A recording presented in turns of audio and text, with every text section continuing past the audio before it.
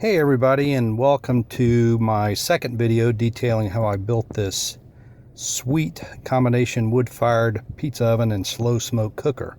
In this video I'm going to cover getting started on the actual construction of the project, all the way from the foundation up to the inner dome of the oven.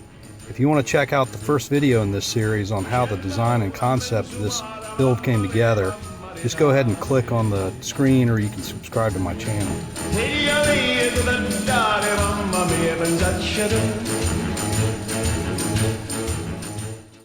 So here's how it all went down. I selected a spot in the corner of our brick patio.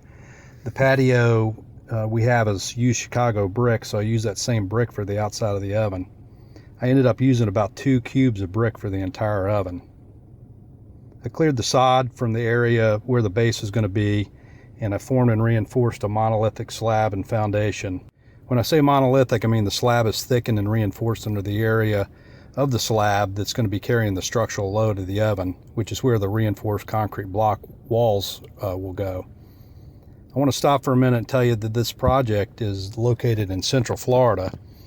We're fortunate down here to have sandy soils, and we don't have any freezing weather down here. If you're going to build somewhere where you got a lot of cold weather, you'll need to get your foundation down below the frost line. If you don't do this, the freeze-thaw cycle will make the soil expand and contract, and is going to cause the foundation to heave, and it's ultimately going to fail.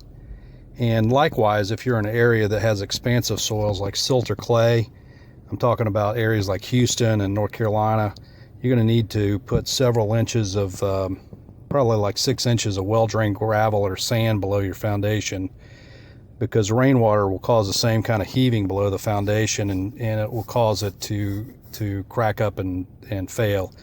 You definitely don't want to go through all this work, and it is a lot of work, and have a disaster like that happen. So do your homework on the foundation, and you're going to need to make the modifications necessary to make your foundation stable for your soil conditions. The space you see between where the block walls are going is going to be an open area below the oven where I'm going to store wood. So I formed and poured a sloping section in the center of the slab there, so that any water that got up into that space would drain out towards the front and out of the wood storage area. Next thing I did was dry stack CMU blocks, and I filled the cells that had rebar in them with concrete, so it was basically every other cell. I went ahead and put some brick ties in the joints of some of the cells that were getting filled. Next, I started forming the concrete structural hearth. As you can see in these pictures, I went ahead and laid what brick I could there in the wood storage area, because once the hearth is poured over the top, it was going to be real hard to lay that brick, so I laid what I could beforehand. To form the arch, I just made a cardboard template to the radius that I wanted, pulled the radius with a length of string and pencil. I went ahead and cut out some 3/4 plywood supports to that radius, and then I ran 1x2 battens every 6 inches perpendicular to the plywood arch. Then I covered that with 2 layers of 1/4 inch masonite. I used the masonite because it would give me a nice finish on the bottom. And I used 2 layers of 1/4 inch because a 1/4 inch would flex easily over the curve, and 2 layers would probably be enough strength to hold the concrete without deforming. One thing you need to keep in mind is that the wet concrete is going to be heavy as hell, so don't underestimate the strength of your formwork. When in doubt, always make those forms stronger. I'm telling you, a form failure during a concrete pour is a big disaster and a mess, so you don't want that to happen. On the front of the hearth, I did some decorative formwork to give the concrete some character. I didn't get a real good picture of it before the pour, but here's what the form looked like after I stripped it.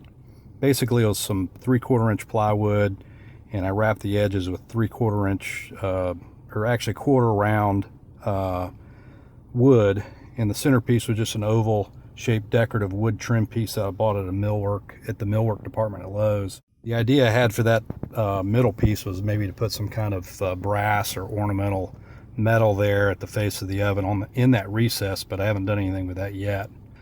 Before you pour, you want to make sure you put a lot of oil on the forms. This can be really just about any kind of oil, like mineral oil. This is going to help the forms separate from the concrete when you're stripping them. And one last thing that I wanted to point out is that I went ahead and put small metal pans over the block cells that's going to remain hollow. That's going to keep the concrete from filling those during the pour.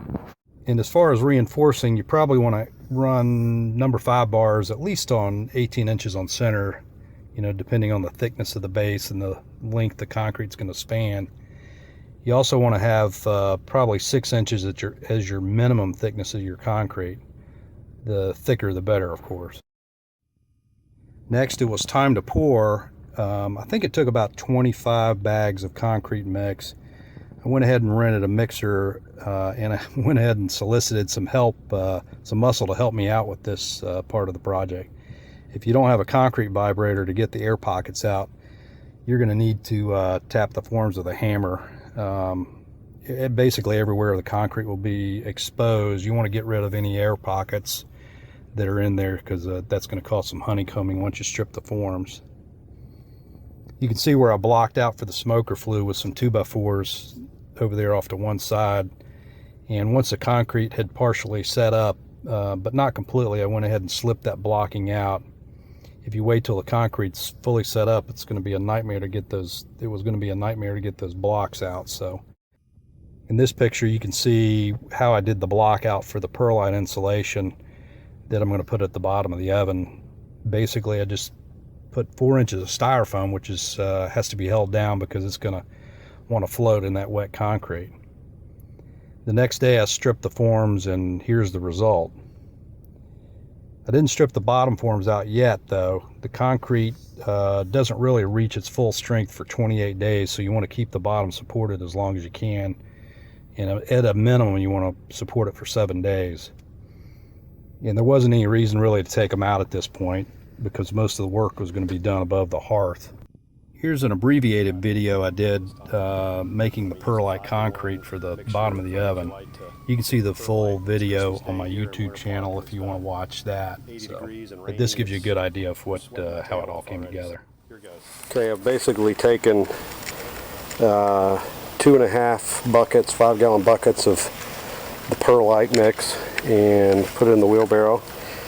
Last time I put in it was like a slurry mix of the cement, so this time I'm going to try to put the half a bucket of cement in, so that'll give me a 5-to-1 mixture, and then add water and try to mix it. I think it might work a little easier, so let me try. I'm going to try that. All right, now I'll just put the half a bucket of Portland cement in. That's my last of it. Hopefully that'll finish me up here, but I'm not sure. So now let's fill this bucket up with some water and slowly add water and see if how it mixes up. A little bit more in there, so I've probably used up about 2/3 of the bucket, and you can see the consistency that it looks like right now. It's still got some white flecks in there, so I'm gonna make sure everything's coated. You know, so it was 2.5 buckets of the perlite, half a bucket of Portland cement, and about 2/3 of a bucket of water. And this is the consistency it looks like when I get done. There's still a few globs of Portland cement that you want to try to break up, but I think this thing is about ready to shovel in. A little bit in. I think I might end up being a little short.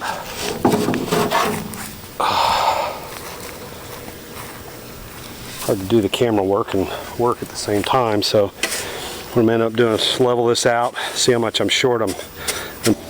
Well, I got like a screed here that I'm going to use to kind of make sure everything's on the same level. Just kind of leftover 2x4. Definitely not going to have enough. I'm definitely going to need some more, but I'm going to level this out as best I can. Back and forth, just kind of gets the high spots knocked down, and you can take any kind of leftover and fill in any low spots. But I'm trying to just keep it down a little bit lower than the structural part of the hearth, so I can have a little adjustment room for my bricks to all sit level. But ended up going pretty nice.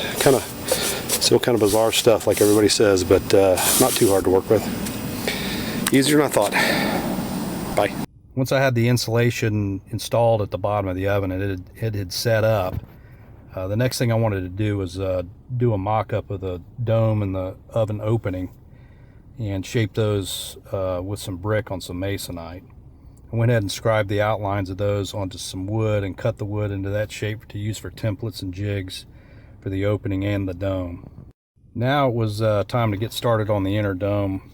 I went ahead and started with a base of fire brick for the floor of the oven, which I laid on the perlite insulation. I put down a little thin layer of fire clay and sand to try to keep the brick level. Now I use fire brick on the inner dome. You want to use fire brick here because it's really made to stand the heat of the oven, which is going to get pretty hot. It'll damage a regular brick, so you definitely want to use fire brick inside the oven. You want to do the floor in a herringbone pattern because you don't want to have any joints that are going to catch a pizza peel as you slide it in or out. So herringbone pattern puts those joints on an angle and makes that less likely to happen. So after I got my oven floor done, I went ahead and laid up my first course of fire brick, which was a soldier course, and that went around the floor of the oven. One thing to keep in mind, the mortar mix you want to use on the inside of the oven needs to be heat resistant. So basically what you're going to have to do is mix fire clay into the masonry cement and sand, and basically that's 1 part clay for the fire clay, 2 parts masonry cement, and 6 parts sand is the mix you want to use. If you use just regular mortar here, you're going to run the risk of the mortar failing and spalling due to the high heat, so you want to mix some fire clay into that. Before I started on the dome itself, I wanted to get the mouth of the oven built. So I started that by laying the brick up on the 2 sides of the mouth of the oven.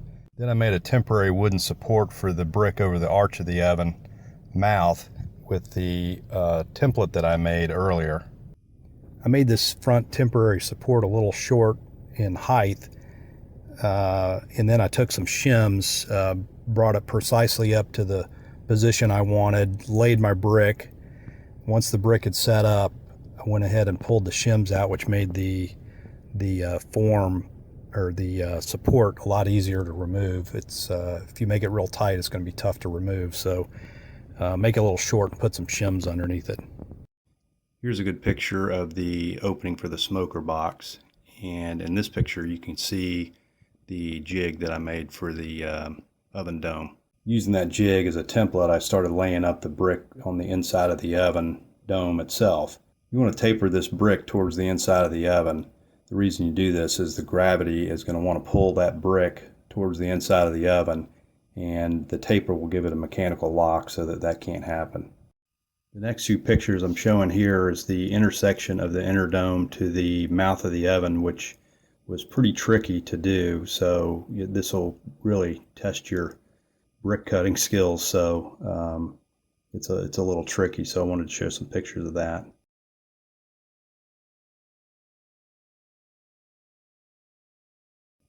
And here's a good picture of the opening into the oven from the offset firebox. I kept on going with the inner dome of the oven, and as the dome started sloping up, I started using small wooden supports out of some wood shims to temporarily support the brick until the mortar set up. You'll get to a point, though, unless you're a really good mason, where as you get real close to the top, where even this doesn't really work, so I had to find another solution. What I ended up doing, what a lot of people do when they get into this position, is they go ahead and build what they call a sand dome. So what I did is I cut out a piece of plywood in a circle. Once you've got this plywood in position, you take sand and you shape the sand into the final shape of your inner dome, and basically just lay the final bricks on top of that. Then once that brick is set up, you can just drop the plywood and then you sweep all the sand out. So it worked real well, except for, you can see in the picture, some of the mortar didn't come out too even. I tried to get in the oven with a masonry piping bag, but didn't have much luck. I was worried that I was going to have some spalling from the heat, but over the 4 or 5 years I've been using it, none of that's happened yet, so I wouldn't feel too worried about it. Since I knew I was going to route the chimney over to the center of the oven, I wanted to kind of reinforce the center part of the dome. And basically what I did was put a thick bed of mortar and reinforce that with some wire over the very top of the inner dome where the chimney was going to be located. I didn't want the fire brick to fully support the full load of the chimney flue once I put it up there. I figured this will give me a little additional strength and spread out the load over a broader area of the inner dome.